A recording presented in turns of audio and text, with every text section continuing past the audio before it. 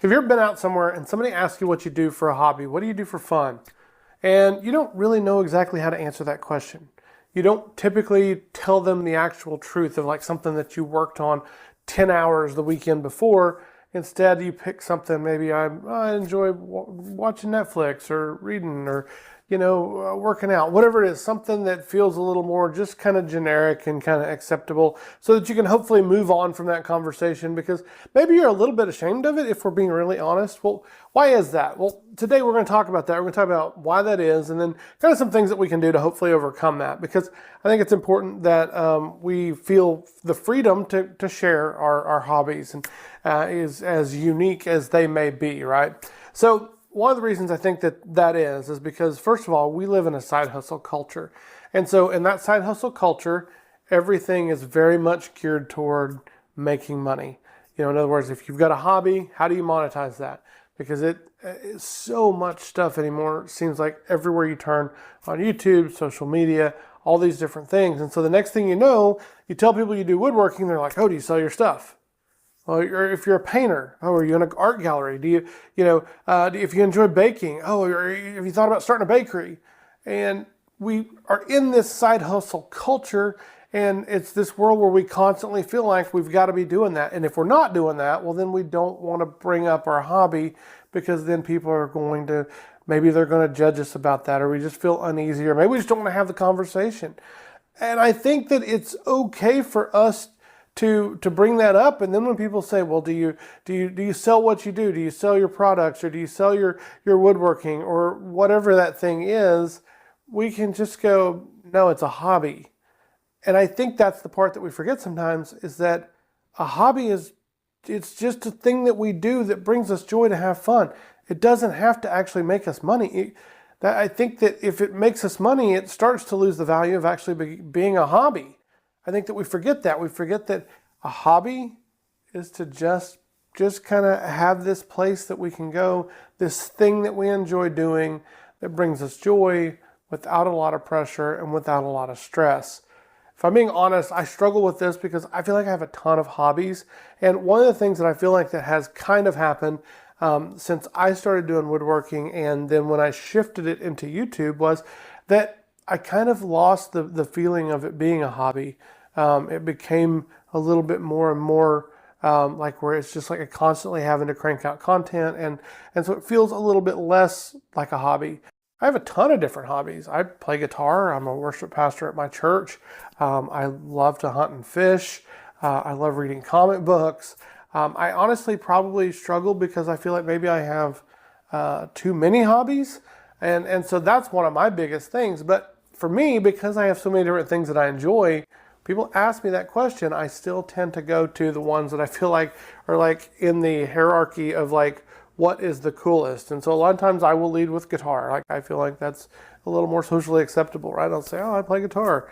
And I'm probably going to leave comic books down toward the bottom. And that comes to another point, which I think is because we fear that we're going to be judged because it's not a cool hobby, right? And so unfortunately, that sounds very junior high-ish as an adult, but it's still a thing. Like we feel like that we're going to be judged because, we're probably, not super like excited to tell somebody that we are into LARPing or that we play Dungeons and Dragons or that, one of the things that brought this to my mind and actually kind of gave me this idea for this video was that we took my son on a tour of a campus, and while we were down there, they were kind of showing different things of the campus, and this is for college, but in the student union, they had this area that was set up in this room that was for esports. And so we were walking through the tour, and there was a couple other families that were on the tour as well, and they're talking about it, and the guy's talking about it, and he says, hey, we've got this, does anybody play video games? And nobody raises their hands. Now, I want you to understand something. Both of my boys play video games, okay? They love video games. I love video games. I play Horizon, The Last of Us. Right now I'm playing Assassin's Creed Mirage, God of War Ragnarok, Call of Duty, Battlefield. I play video games. Nobody raises their hand, right? No, the other family's nothing. And the guy says this. He said, for some reason, nobody ever raises their hands when I say this. And I was like, well, so I just raised my hand because I figured, well, I'll break the ice here. So I was like, yeah, I play video games. And he goes, okay, at least one of you do. And it was funny because it kind of got me to think, it's like, why is that? I think there's that fear of being judged, right? And that our hobby is nerdy or it's not cool or whatever it is. It doesn't matter what it is. You model trains, or if it's stamp collecting, if it's bird watching, hiking, like I said, LARPing, if you like to go to Renaissance fairs. And I mean, but for some reason, because we feel like it's not cool, we tend to not want to talk about it. That sucks because I feel like that, it does, again, it seems very junior high. And so then the next point I think that happens is that we just kind of have some imposter syndrome.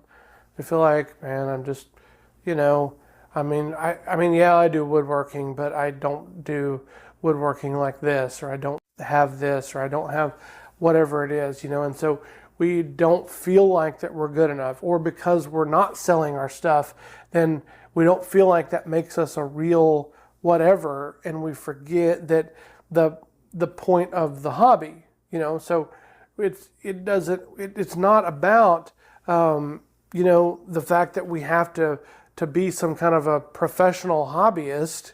That's not what this is.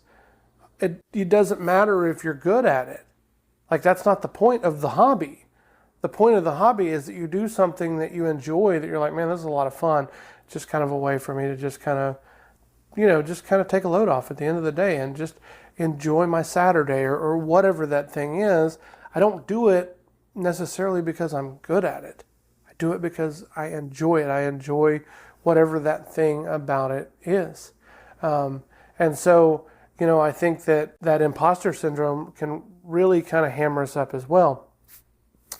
And so, because the point of the hobby is not for us to make money, and it's not for it, to be the best, or anything like that, the hobby has one job, just simply to bring us joy. That's it. It's not a second job. I already have a first job. Honestly, I have a second job. I'm a bivocational music minister, so I have a second job. I kind of have a third job with YouTube, and I don't need a fourth job if, whatever those other hobbies are, whenever I just sit down and I just want to jam out on the guitar, or if, now don't get me wrong, again, because of side hustle culture, I thought like, oh, maybe I should start guitar lessons. Like, I need one more iron in the fire, right? But for some reason, it's just like it's in our head all the time, to try to figure out ways to monetize anything and everything that we do, that we might kind of be good at or not, or enjoy, because we live in a world that's always said, oh, you need to do what you love, and you'll never work a day in your life, and all those kind of things. And I think that those jobs maybe do exist for some people, but I've made a good life with the job that I have and my normal day job, and it's not something that I wake up thinking about every morning. It's not something that I want to go do on my own time on my Saturday. And so I do think that if you're just a regular person out there and you just work a regular job, and you don't dream about your regular job on the weekends, and you just like want to have a hobby, I think that's cool. I think there's nothing wrong with that. I think that's the point of the hobby. It's an escape from the pressures of life. It's a way to kind of again forget about everything that's going on, and it's it shouldn't be a source of pressure. And unfortunately, hobbies can do that, especially when people start kind of prodding and asking us what we do, for fun. All of a sudden, it's like this thing that's supposed to be my escape from pressure becomes, I get pressured all of a sudden, and I start feeling a little bit uneasy about it. And, but I think that, we as adults need to remember that we can have permission to play, to just have fun. I think that we need it. I think we live in a world that's bananas crazy. And so, your hobby probably doesn't need to be scrolling your phone, because there's just so much stuff there that isn't actually like play, isn't actually a way for us to just kind of forget the things that are of today and the things that are kind of drive us crazy day to day, day in and day out. And so I think that's the thing. And in my opinion, life is too short for us to feel ashamed of the things that we love doing. And so what I want this to do is I want this to be a judgment-free zone. I want you to feel like that you've got freedom to say, hey, here's my weird or unique hobby, whatever it is. I would love to know what that is down in the comments. Put that in there. And I'd love to hear, I think that we're going to find that we're not alone here, that we all have some very unique hobbies, and it's okay.